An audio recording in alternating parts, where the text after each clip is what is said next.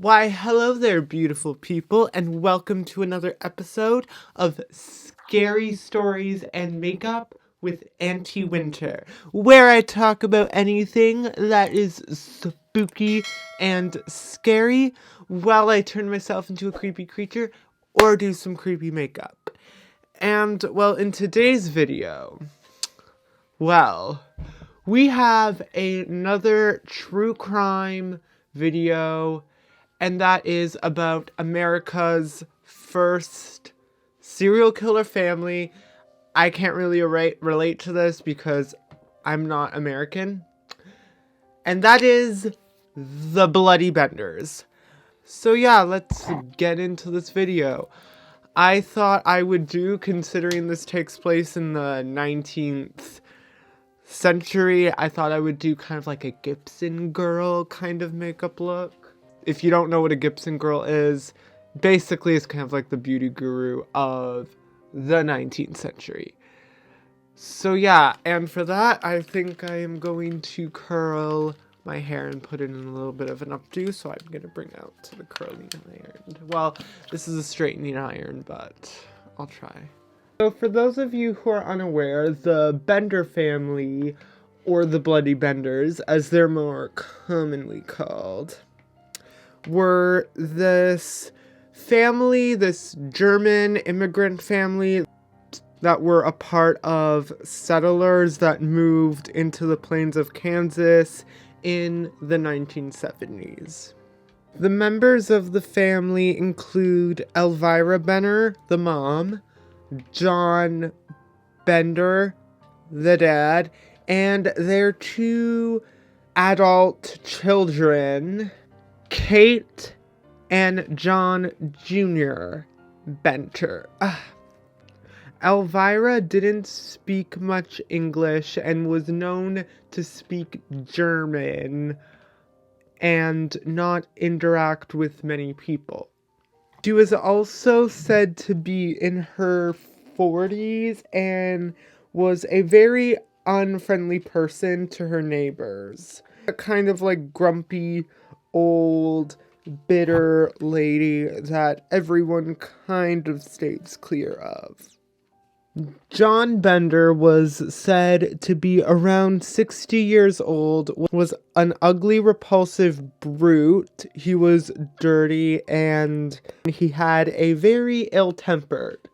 So these kind of people, or at least the parents, aren't the kind of people that you really want to associate with. It's no wonder why the people that they chose to target were travelers who did not know who the fuck they were. Because I would not, even if I didn't know that they were serial killers, I would not want to know, I wouldn't want to really come over to their house, not because I would probably suspect of them being serial killers, but just because they don't seem like very bad people, like very good people.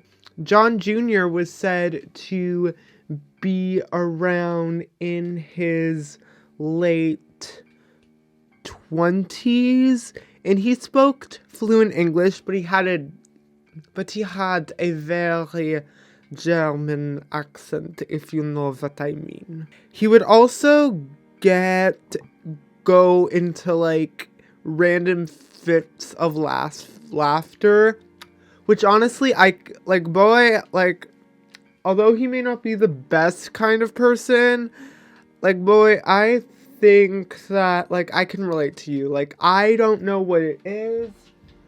I find a lot of stuff funny. While I like to think I'm very mentally sane, I'm the kind of person that, I need therapy. This is, the best I can get to, a 19th century hair style. So I'm just going to hairspray it.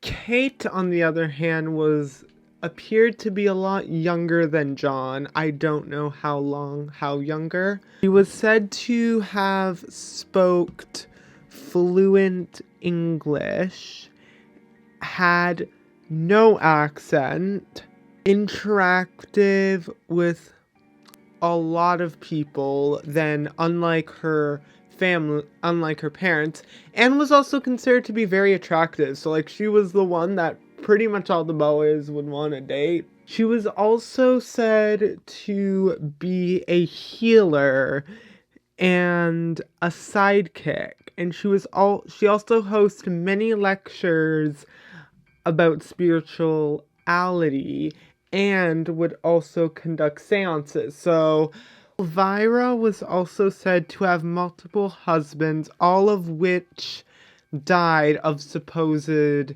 head trauma. So I guess she was probably a Black Widow, if you get what I mean. She also said to have 12 children with those husbands, with Kate being her 5th.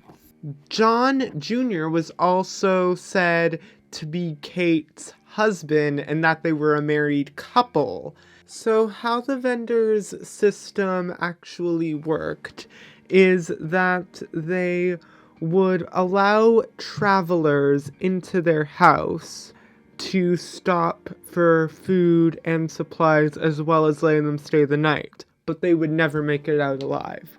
Their cabin was split into 2 rooms.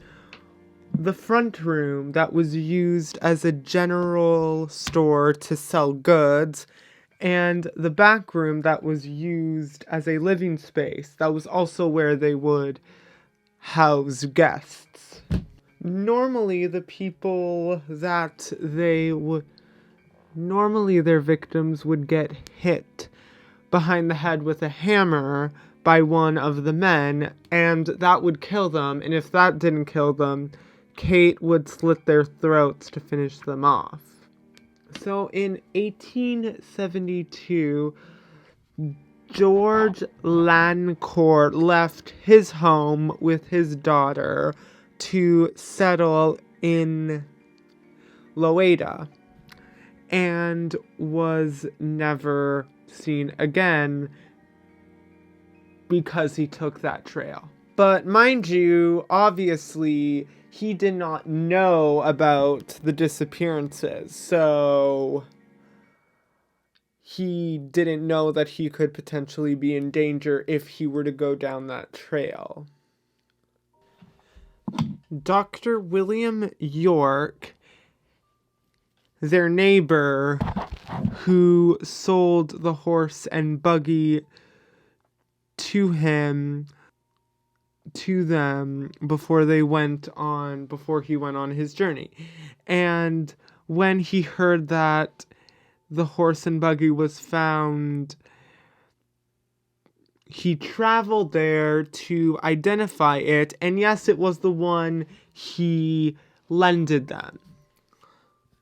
On his way home, he made the mistake of going to the Bender's family's house, and, well, he never came out and met the same fate as the other guy. You know the fate that they made. Like, I don't think I need to repeat it. However, when his brother, Colonel York, heard of his disappearance, he traveled there and gathered 50 men and told them to search the area. I am now starting to bring out the special effects makeup because you guys knew it wouldn't be a video on this channel if I didn't add a little bit gore on this look. When he arrived, he questioned the Bender family, who apparently confessed that yes, he did stay the night, but then they claimed that he might have had problems. However, the investigation did not stop there, for after a couple of days, Leaving the Bender's house after Elvira threatened her with knives, a woman obviously left and fled their house. And obviously, Colonel got back right into the game and went back and visited them again. And this time, Elvira flew into a rage, claiming that woman was a witch that cursed her coffee. Okay, first of all, it sounds like you knew a lot of German than everyone thought you did. Second of all, you have your daughter, like, have you been paying attention to what your daughter's been doing? Why don't you accuse her as a witch? However, Colonel did leave as he didn't have enough evidence to prosecute the Benders. I really think that was a really bad move, as I wanted it to look like blood was splattering. However, after several weeks later, the community held a conference that was held at a local schoolhouse where a warrant was issued to search every single home in the area. But the search was postponed due to bad weather. But, however, once things started to clear up, the search resumed and several people gathered to search the Bender's house, when they discovered a smell, like a really peculiar smell that led to a trap door. They didn't find any bodies, but found blood on the floor there, so that was kind of suspicious. And then they found piles of dirt in the garden. They dug it up, and they found the body of Dr. Yorks in a shallow grave, along with 8 other bodies buried on the property, and one in a well. And it seemed all of those bodies suffered head injuries and had their throats slit. Eventually, the authorities located the Bender's horse-drawn wagon, where the horses were seemed to be malnourished and starving, and it was essentially abandoned. And then awards were given out to anyone that would find the Benders, because now it was clear that they were responsible for these killings. But the Benders were never found. But the story doesn't end there, because there are, of course, some theories. They are said that they made it to an outlaw colony on the border of Mexico and Texas. He says that someone was able to capture and kill the Benders, but it was never confirmed and an award was never claimed. In 1999, there was a report that Alma Monroe and Ilza Davis were arrested in Michigan and were held in prison while the court tried to get an identification that they were part of the Bender family. However, there weren't really any evidence, so the women were set loose. So, of course, that remains the case. Where did the Benders go? Are they did their lineage die out? Or maybe their descendants still out there in the shadows, filling out their ancestors' bloody legacy. Thank you guys so much for watching this video. Be sure to like this video if this probably scared you and is going to keep you up at night.